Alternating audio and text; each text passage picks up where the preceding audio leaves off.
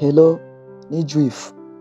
Uyu munsi ngiye kuba nakubwira ibintu bitandatu bishobora kuba vyaguhindurira ubuzima bwawe, ukabaho ubuzima bwawe wishimye kandi unezerewe bitagusavye kugira ubutunzi bwinshi cangwa amafaranga ya mirenge. Abantu benshi tuzi yuko gutunga amafaranga ariryo soko ry'umunezero canke ryo kubaho ubuzima bwiza aha mw'isi. Yego amafaranga arakenewe, ariko si mpaka ukeneye amafaranga menshi canke amazu menshi canke amamodoka menshi kugira ngo ushobore kubaho ubuzima bwiza aha mw'isi canke ushobore kubaho ubuzima wishimye. Bana nanje muri iki kiganiro kugira ngo ushobore kumenya ibi bintu bituma ushobora kubaho wishimye naho utoba ufise amafaranga menshi.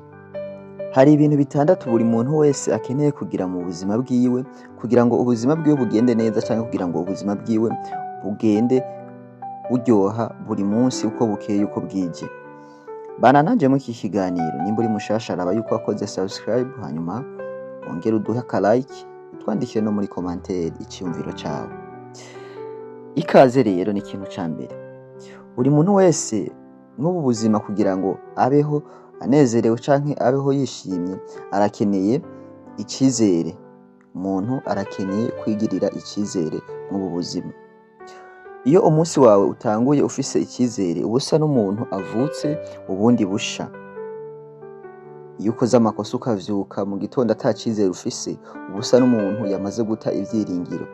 Kubera ko naho ufise amafaranga canke naho ufise ama business yawe ariko aragenda ukabaho ata cizere ufise, ubaho wihevye, ubaho nk'uko umenga isi irakugwiriye. Arivyo biriko biratuma ko abantu benshi mw'ino minsi ugasanga dufise vyo kurya n'ivyo kwambara, kandi ugasanga rimwe na rimwe hari n'ibindi bintu dufise ku ruhande, ariko tukabura icizere c'ejo hazaza. Ugasanga turiko turagira ubwoba bw'ubuzima, ugasanga tubayeho ubuzima butari bukwiriye yuko umuntu abaho. Ugasanga turiko duterwa ubwoba na kazoza kandi turazi yuko tutazonashikayo. Uyu munsi urabayeho, menya yuko ukeneye icizere mu buzima bwawe kugira ngo ubeho ubuzima wishimye kandi umeze neza. Ikintu ca kabiri cogufasha kubaho wishimye canke kubaho unezerewe naho utoba utunze ivya mirenge muri ubu buzima. Buri muntu wese mw'ubu buzima arakeneye urukundo. Hariho urukundo rusanga dukunda umuryango, hariho urukundo rusanga dukunda abakunzi bacu, hariho n'urukundo nyene ruba dusanzwe twikunda twebwe ubwacu. Reka ndagutera agastori gato. Yari umugabo w'umubosi, yari afise amafaranga.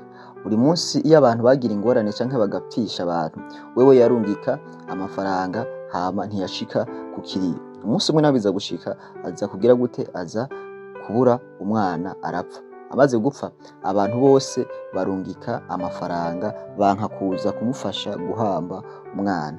Atatangura kubona yuko burya urukundo, gukunda abantu, kwiyegereza abantu biba bikenewe mu buzima kurusha amafaranga. Hari igihe abantu ubarungikira amafaranga atari uko bayashaka amafaranga, ahubwo bashaka wewe ubwawe.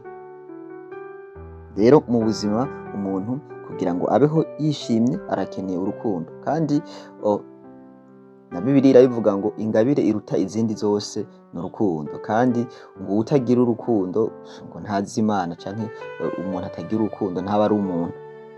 Ikintu ca gatatu ukeneye mu buzima kugira ngo ubeho wishimye kandi unezerewe bitagusavye gutunga ivya mirenge canke kugira ibintu vyinshi, ni amahoro yo mu mutima.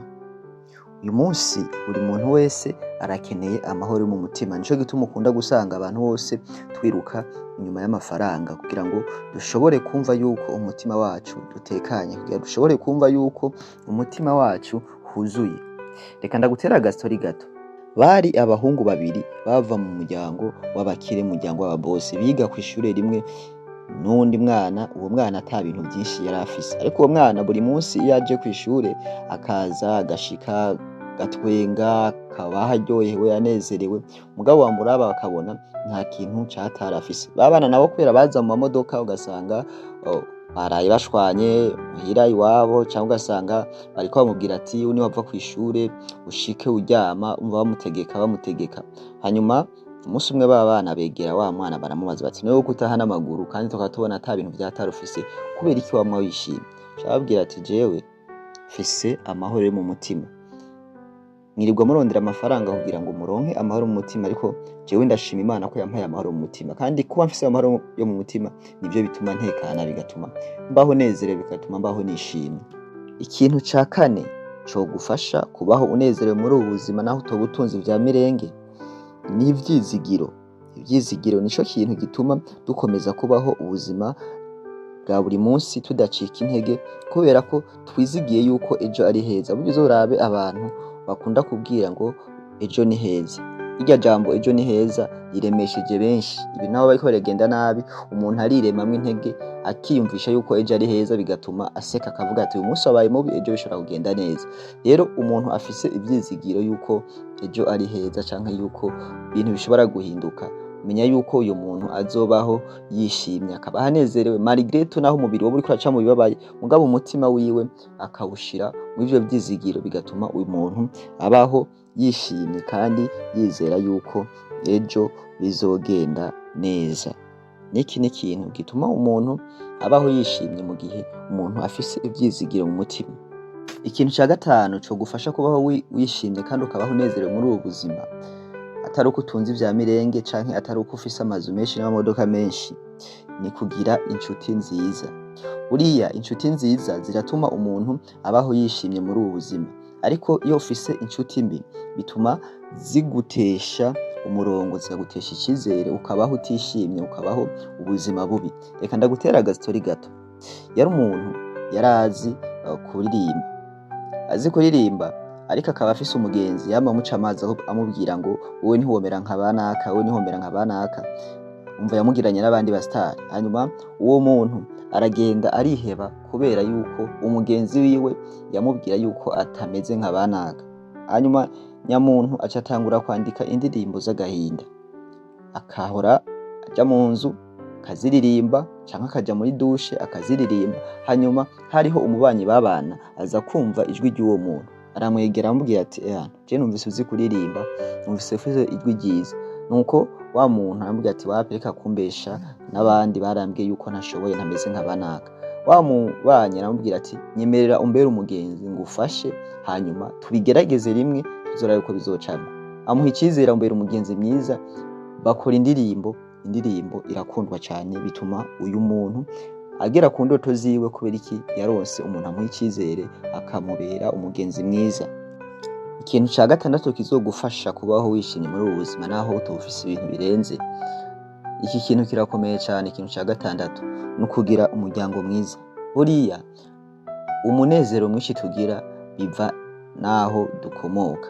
Buriya kugira umuryango mwiza nico kintu ca mbere umuntu aba akeneye muri ubu buzima kugira ngo ashobore kubaho yishimye, parce que niwagira umuryango mubi, naho woshika ku bingana gute, naho wotunga ibingana gute, ivyo bintu bizokubera umururazi.